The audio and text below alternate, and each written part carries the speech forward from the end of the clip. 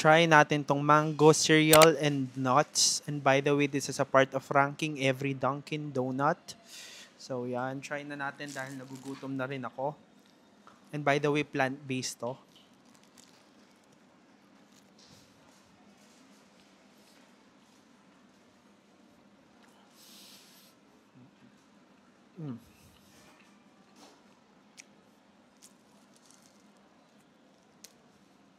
Yung white frosting niya medyo matamis. Kung makikita nyo yung pinaka white frosting. And then also, I like the crunch from the cereals and the nuts. Alam niyo naman na mahilig ako sa mga crunchy things. And also, yung mango niya is okay din. Hindi ganong lasang artificial. Kaya, goods na goods tong donut na to. Comment nyo na yung favorite nyo sa Dunkin'. And ito na yung current ranking natin sa lahat ng na-try natin. Yun lang, TY!